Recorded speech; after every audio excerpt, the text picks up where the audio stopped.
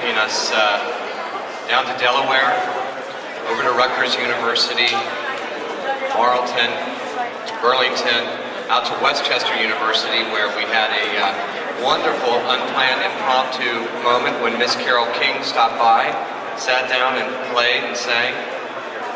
Piano's had a lot of wonderful moments. Everywhere we've gone, there have been a lot of questions about the instrument and its mission.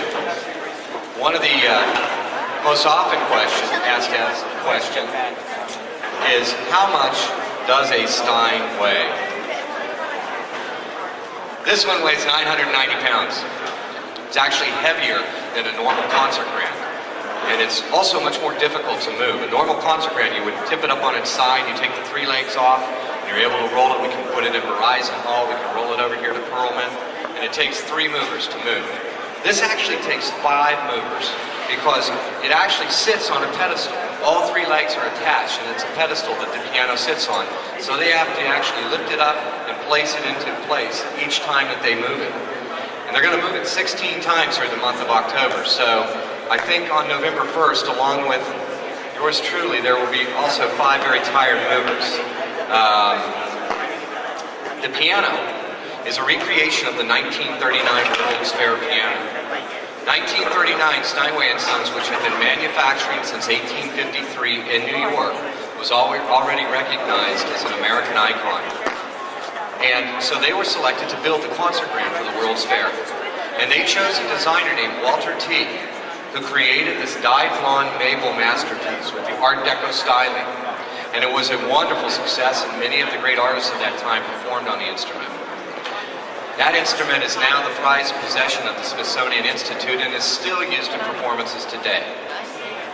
About 2 years ago, Steinway decided to recreate the instrument. Like all Steinways, it takes over a year from start to finish to build.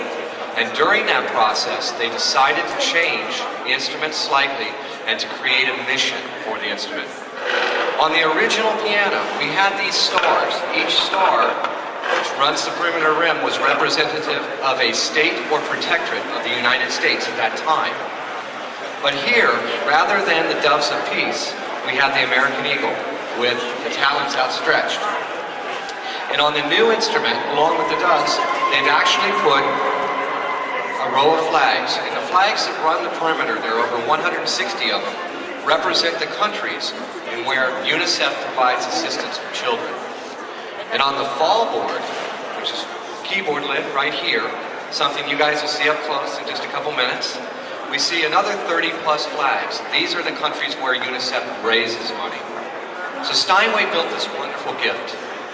This absolutely tremendous instrument with a wonderful mission. And down here at Jacobs Music in Philadelphia, we said we want it. We want to have it first. We want to debut it. And we have garnered a reputation of doing a lot of innovative things with music educators. This wonderful facility has been a great resource. And so they said, what are you going to do with it?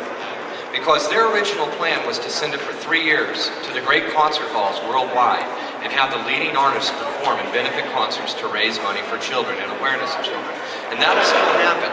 This book over here that all of you performers have signed will travel with this instrument to every continent, and in 3 years will go adjacent to the instrument in the museum when it returns. So it had a wonderful mission, but we came up with something that we thought was pretty exciting. We came back and we said we want to do something called Play for Peace. Children helping children through the expression of music. Because we felt that what better way to utilize an instrument dedicated to children's needs than to let children be part of the process. And so in October, here in the Philadelphia region, over 1,000 young people from our area will have an opportunity to step on a stage somewhere and play this instrument while benefiting children.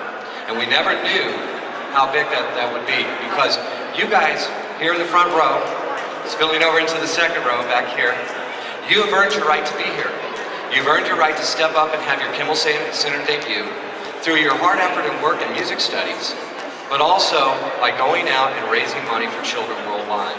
And you are part of something that has become truly huge, because as of this morning, we have reached over $61,000 that has been raised for children that we are sending to UNICEF through your efforts. Congratulations.